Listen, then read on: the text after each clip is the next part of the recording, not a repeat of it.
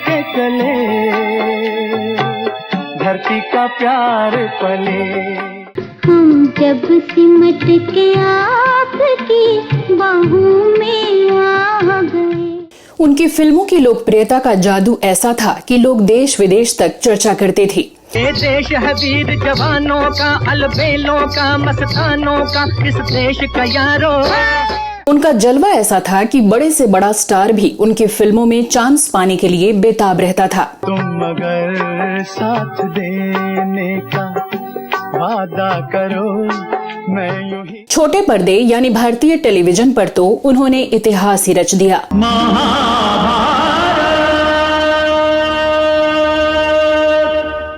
लेकिन क्या आप जानते हैं कि ये निर्माता निर्देशक अपने करियर की शुरुआत में ही उस दौर के सबसे चर्चित फिल्मी जोड़ी के अलग होने की वजह बन गए थे। चलो एक बार फिर से अजनबी बन जा। क्या आप सोच सकते हैं कि इनकी एक फिल्म पर एक दो नहीं बल्कि 34 मुकदमे दर्ज हुए थे। दिल की ये आरज़ू थी कोई दिलरुबा मेरी। और क्या आप यकीन करेंगे कि इन पर एक विदेशी फिल्म निर्माता कंपनी ने कहानी चुराने का आरोप लगाया था और मांगा था करोड़ों का हर्जाना। मिस्टर बद्री प्रसाद, कातिल आप हैं। राम का खून करते हुए कौन थे ये फिल्मकार जिन्होंने बतौर पत्रकार अपना जीवन शुरू किया और बन गए टॉप के निर्माता निर्देशक? ऐ मेरी ज़ोहरा जबी, तुझे मालूम नहीं, तू अभी तक है हंसी। और क्यों रहा इनका और देश के नंबर 1 गायक रहे मोहम्मद रफी का 36 का आंकड़ा, और एक प्रतिष्ठित फिल्मी खानदान के मुखिया होने के बावजूद कैसे ताश के पत्तों की तरह बिखर गया इनका फिल्मी साम्राज्य? जानेंगे और भी बहुत कुछ। आप बने रहिए हमारे साथ। जिंदगी इत्तेफाक है, कल भी इत्तेफाक। नमस्कार दोस्तों, आप देख रहे हैं ड्रामा सीरीज भारत और मैं हूं आपकी दोस्त और होस्ट श्वेता जया। आज हम बात करने वाले हैं हिंदी फिल्मों के महान निर्माता निर्देशक बलदेव राज चोपड़ा यानी BR चोपड़ा साहब के बारे में, जिन्होंने न सिर्फ सुपरहिट और ब्लॉकबस्टर फिल्मों की सीरीज खड़ी कर दी बल्कि कई कलाकारों को स्टार बना डाला। ठंडे ठंडे पानी से नहाना चाहिए, ना आए या ना आए। हिंदी सिनेमा के नामी निर्माता निर्देशक रहे BR चोपड़ा ने प्रोडक्शन हाउस BR फिल्म्स की स्थापना की। इसके बैनर तले कई सफल फिल्मों का निर्माण किया गया, लेकिन आज इसका कोई नाम लेने वाला तक नहीं है। आखिर ऐसा क्या हुआ कि सब कुछ बर्बाद हो गया? दिल के अरमां में रह गए।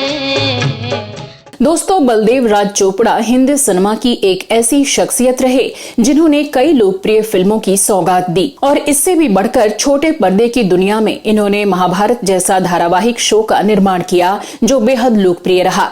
तुमने अभी गांडीव की प्रत्यंचा की टंकार नहीं सुनी अंगराज, आपने भी अभी तक मेरे विजय धनुष की टंकार नहीं सुनी है मद्र नरेश। बात करें इनके शुरुआती जीवन की तो बलदेव राज चोपड़ा का जन्म 22 अप्रैल 1914 को तत्कालीन पंजाब के नवा शहर के राहौन कस्बे में हुआ था। आजकल ये इलाका शहीद भगत सिंह नगर का हिस्सा है। इनके पिता विलायती राज चोपड़ा ब्रिटिश सरकार की नौकरी में थे।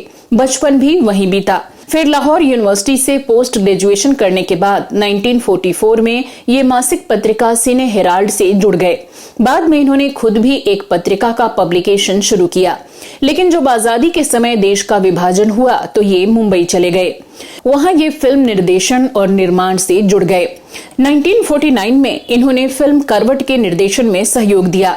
1951 में फिल्म अफसाना आई तो इससे अपने फिल्म निर्माण करियर की शुरुआत की। वो आए बहारे लाए बजी शहनाई, इस पिया मिलन की आई। इनकी ये पहली फिल्म खासी लोकप्रिय रही। इसके बाद इन्होंने शोले, चांदनी चौक और एक ही रास्ता आदि फिल्मों का निर्देशन किया।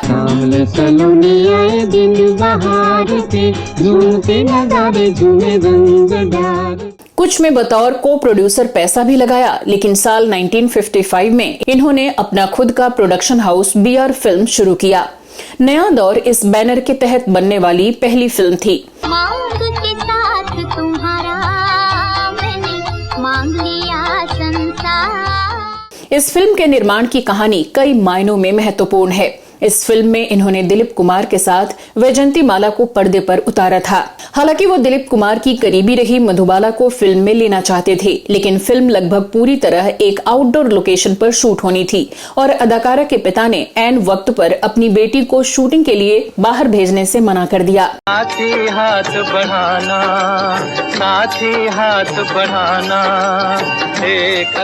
बाद में इसको लेकर B.R. चोपड़ा और मधुबाला में मुकदमेबाजी भी हुई, जिसमें दिलीप कुमार ने फिल्म निर्माता का ही साथ दिया।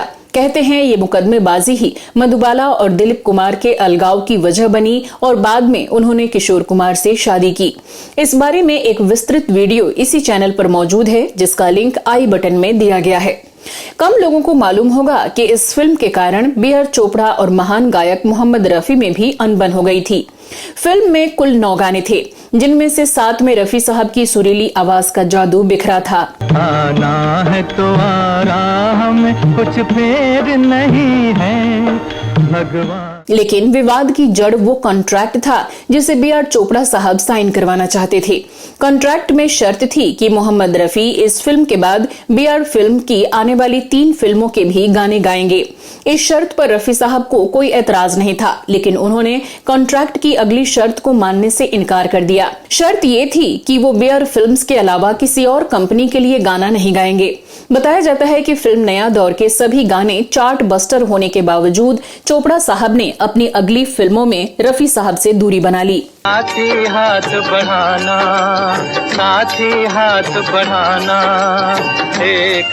उन्होंने गुस्से में यहाँ तक कह दिया कि वो दूसरा मोहम्मद रफी खड़ा कर देंगे। चोपड़ा साहब ने बाकी के प्रोड्यूसर से भी कहना शुरू कर दिया कि रफी साहब को अपनी फिल्मों में न लें, लेकिन प्रोड्यूसर डायरेक्टर इसके लिए राजी नहीं हो रहे थे। सन 1965 में संगीतकार रवि B.R. फिल्म्स की फिल्म वक्त में एक गाने को रफी साहब से गंवाने पर अड़ गए। शुरू में तो B.R. चोपड़ा नहीं माने, लेकिन बाद में उन्होंने रवि साहब को अनुमति दे दी कि वो जिससे चाहें उससे गवा लें।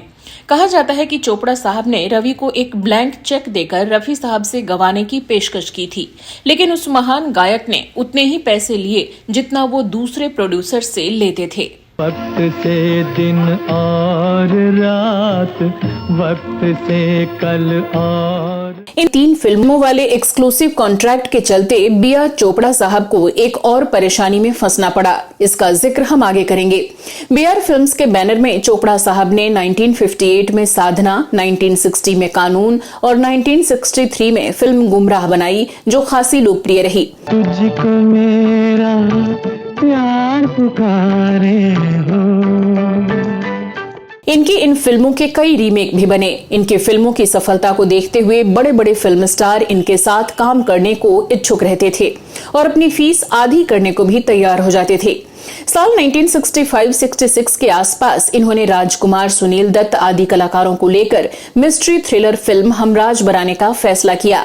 इस फिल्म में एक नया चेहरा हीरोइन के तौर पर लिया गया, जिसका नाम था विमी। न मुंह छुपा के जियो और न सर झुका के जियो। इस नई हीरोइन से भी चोपड़ा साहब ने 3 फिल्मों का कॉन्ट्रैक्ट साइन करवाया, जैसा वो नया दौर के समय रफी साहब के साथ करना चाहते थे। विमी ने फिल्म की आधी से ज्यादा शूटिंग पूरी करने के बाद चोपड़ा साहब को परेशान करना शुरू कर दिया और आखिरकार ब्लैकमेल कर कॉन्ट्रैक्ट तुड़वा लिया। विमी के बारे में भी विस्तृत वीडियो इसी चैनल पर मौजूद है। ये फिल्म 1967 में रिलीज हुई थी और खासी लोकप्रिय रही। किसी पत्थर की मूरत से मोहब्बत का इरादा। इन्होंने अपने छोटे भाई यश चोपड़ा को भी निर्देशन के गुर सिखाए और जब वो अपनी विधा में पारंगत हो गए तो उन्हें अपने प्रोडक्शन हाउस में भी चांस दिया। 1969 में आई फिल्में आदमी और इंसान और इत्तेफाक ऐसी ही फिल्में थीं जिनका निर्माण तो B.R. फिल्म्स ने किया था, लेकिन निर्देशन यश चोपड़ा का रहा और ये दोनों ही फिल्में खासी लोकप्रिय रहीं। कल भी इत्तेफाक थी, आज भी इत्तेफाक है। 1970 में यश चोपड़ा ने अपनी फिल्म कंपनी यशराज फिल्म्स भी बनाई, जिसे रोमांटिक और नारी प्रधान फिल्मों के निर्माण की दिशा में मील का पत्थर माना जाता है, जिनका जिक्र हम किसी और वीडियो में करेंगे। अभी बात B.R. चोपड़ा साहब की। B.R. चोपड़ा साहब ने 70 के दशक में कई हिट, सुपरहिट या ब्लॉकबस्टर फिल्में बनाई, जिन्होंने बरसों तक लोगों का मनोरंजन किया। बेटे, एक डाकू बने रहने से एक अच्छा इंसान बनना बेहतर है।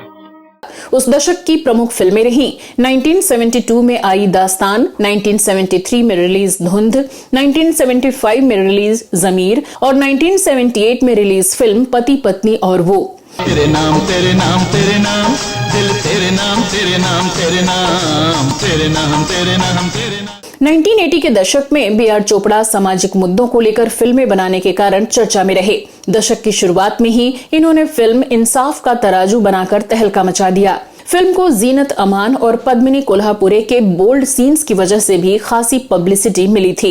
हालांकि इस फिल्म के लिए बी.आर. चोपड़ा साहब को खासी आलोचना भी झेलनी पड़ी, लेकिन 2 साल बाद ही इन्होंने साफ सुथरी और संगीत प्रधान फिल्म निकाह बनाकर आलोचकों के मुंह पर ताला लगा दिया। दिल की ये आरज़ू थी कोई दिलरुबा मिले। हालांकि ये फिल्म अन्य कई वजहों से चर्चा में रही। फिल्म में पाकिस्तानी मूल की अदाकारा सलमा आगा को पहली बार पर्दे पर उतारा गया था, जिनके रूप रंग के साथ साथ आवाज की भी काफी प्रशंसा हुई।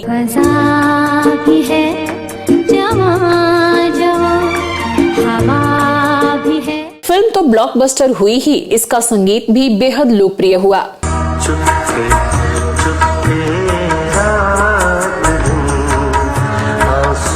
मुख्य अदाकारा और फिल्म के 7 में से 5 गानों में अपनी आवाज देने वाली सलमा आगा को दिल के अरमा गाने के लिए उस साल का सर्वश्रेष्ठ गायिका का पुरस्कार भी मिला।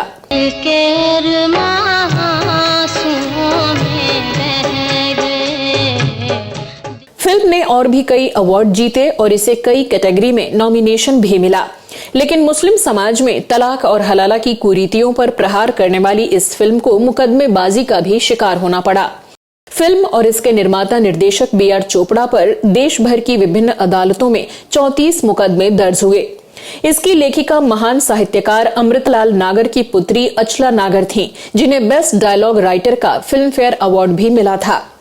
80 के दशक में बी.आर. चोपड़ा साहब ने छोटे पर्दे यानी टेलीविजन जगत में भी प्रवेश किया और 1985 में दूरदर्शन पर प्रसारित धारावाहिक बहादुर शाह जफर का भी निर्देशन किया।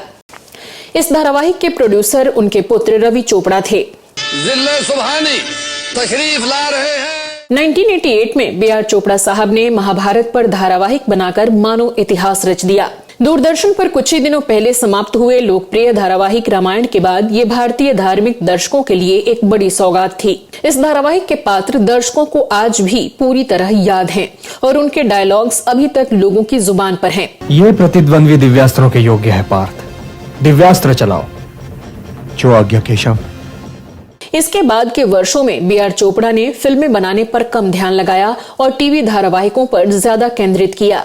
इसके अलावा साल 1997 से 98 में दूरदर्शन पर प्रसारित इनका धारावाहिक महाभारत कथा भी खासा लोकप्रिय रहा, जिसमें महाभारत युद्ध के बाद बचे घटोत्कच, हिडिंबा और बर्बरिक आदि के जीवन को दर्शाया गया था। हालांकि बाद के वर्षों में निजी चैनलों के बाजार में उतरने के कारण दूरदर्शन के दर्शकों में भारी कमी आई, लेकिन साल 2000 से 2002 तक प्रसारित विष्णु पुराण, दुश्मन और आप बीती आदि सीरियलों ने दर्शकों पर गहरा प्रभाव छोड़ा। वो इस घर में आएगी, उसकी पाजेब की झंकार से ये पूरा घर गूंज उठेगा।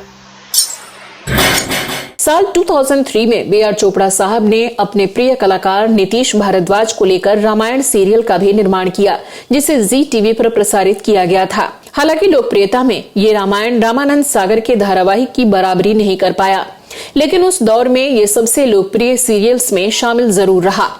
साल 2002 में इनकी फिल्म बागवान ने एक बार फिर फिल्म निर्माण की इनकी क्षमता को साबित कर दिया। मैं यहाँ, तू वहाँ, जिंदगी है कहाँ। इस फिल्म का निर्देशन इनके बेटे रवि चोपड़ा ने किया था। फिल्म में अमिताभ बच्चन, हेमा मालिनी और सलमान खान ने बेहद सशक्त अभिनय किया था।